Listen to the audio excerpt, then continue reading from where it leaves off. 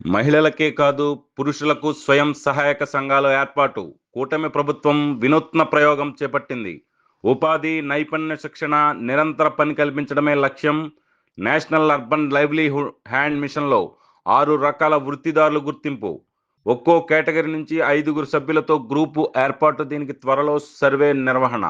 వివరాల్లోకి వెళితే, ఇప్పటివరకు మనం మహిళా స్వయం సహాయక సంఘ సభ్యులు మాత్రమే చూసాం. కానీ వైవిధ్యంగా పురుష స్వయం సహాయక గ్రూపులను కూటమి ప్రభుత్వం ఏర్పాటు చేయనుంది.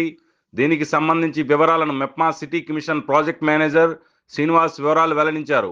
మహిళా స్వయం సహాయక సంఘాల్లో భర్తలు, వారి పిల్లల వృత్తి నైపుణ్యాలను గుర్తించి ఉపాధి కల్పించడం ఈ కార్యక్రమం ప్రధాన ఉద్దేశమన్నారు. ఎలక్ట్రీషియన్, ప్లంబింగ్, ఇతరత్రా గుర్తింపు కలిగిన వృత్తులను ఎంపిక చేసి మగవారితో గ్రూపులను ఏర్పాటు చేయడం జరుగుతుందన్నారు. వీరందరినీ సర్వీస్ ప్రొవైడర్లుగా తయారు చేసి ఉపాధి కల్పిస్తామన్నారు. అవసరమైన వారికి మెప్మా ద్వారా నైపుణ్య శిక్షణ అందిస్తామని తెలిపారు. ప్రభుత్వం రూపొందించిన ట్రయాంగిల్ యాప్లో వారి వివరాలను నమోదు చేసి వారికి నిరంతర పని కల్పించడమే లక్ష్యమన్నారు. దీనికి సంబంధించి మెప్మా రిసోర్స్ పర్సన్ ద్వారా సర్వే చేస్తామన్నారు. అలాగే కేంద్ర ప్రభుత్వ పథకమైన నేషనల్ అర్బన్ లైవ్లీహుడ్ మిషన్ ద్వారా పురుష గ్రూపు సభ్యులకు construction, transport workers, gig workers, domestic workers, waste workers, care workers ఇలా 6 కేటగిరీగా విభజించడం జరుగుతుందన్నారు. ఒక్కో కేటగిరీ నుంచి 5గురు సభ్యులను గ్రూపుగా ఏర్పాటు చేసి వారికి బ్యాంకు రుణం, ఉపాధి, శిక్షణ ఇస్తామన్నారు. వారం రోజుల్లో సర్వే ద్వారా సభ్యులను గుర్తిస్తామని ఆయన తెలిపారు. తాడేపల్లిగూడెం పురపాలక సంఘం పట్టణ పేదరిక నిర్మూలన సంస్థ మెప్మా ద్వారా మరి ఎవరైతే ఈ సంఘాలలో అంటే స్వయం సహాయ సంఘాలలో ఉండి ఆ సంఘాలలో యొక్క భర్తలు, పిల్లలు ఇదే విధంగా వాళ్ళు ఏదైతే వృత్తి నైపుణ్యం కలిగి ఉంటారో వాళ్ళందరికీ కూడా ఉపాధి కల్పించడం ముఖ్య ఉద్దేశంగా తెలుపుతూ, వాళ్ళలో ఎవరైతే ఎలక్ట్రీషియను, ప్లంబింగు, ఇతర ఇతర ఇతర ఈ వృత్తికరమైన కార్యక్రమాలు ఎవరైతే చేస్తున్నారో వాళ్ళందరినీ కూడా ఐడెంటిఫికేషన్ చేసి వారిని ఒక డ్వాక్రా గ్రూపులు ఏ విధంగా ఉన్నాయో అదే గ్రూపులుగా వీళ్ళు తయారు చేసే విధానం ఒకటి చేయడం జరుగుతుందండి.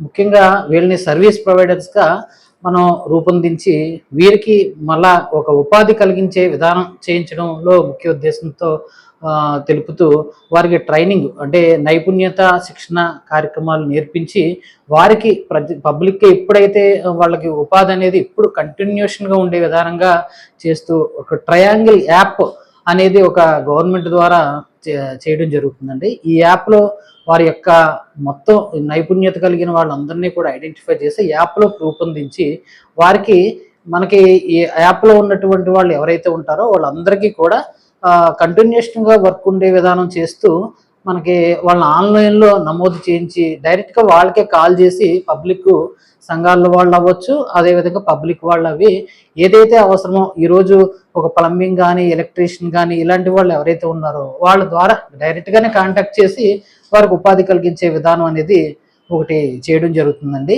మరి దీనికి సంబంధించి ఒక వారం రోజుల పాటు ఈ మెప్మా విభాగంలో వాళ్ళకి ట్రైనింగ్స్ నిమిత్తం వాళ్ళందరినీ ఐడెంటిఫికేషన్ చేసి ఒక సర్వే నిమిత్తం మా మెప్మా డిపార్ట్మెంట్కి సంబంధించి రిసోర్స్ పర్సన్స్ ఎవరైతే ఉన్నారో వాళ్ళ ద్వారా ఈ సర్వే కార్యక్రమం అనేది జరుగుతుందండి.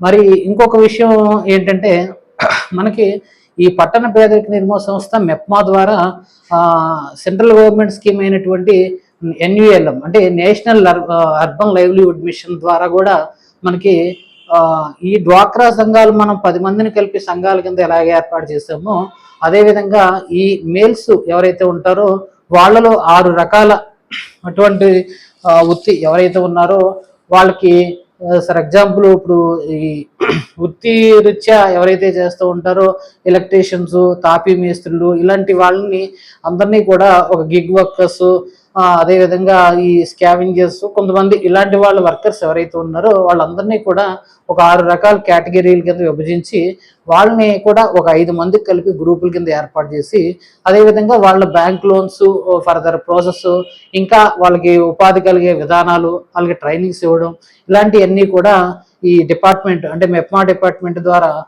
పట్టణ పేదరిక నిర్మూలన సంస్థ కంట్రోల్లో ఇవన్నీ కూడా చాలా అన్నీ జరుగుతున్నాయి. ఈ యొక్క సర్వే ఒక వారం రోజుల్లో ఎంతమంది లబ్ధిదారులు వస్తున్నారు అనే దాని గురించి కూడా ఒక రిపోర్ట్ అనేది రావడం జరుగుతుంది.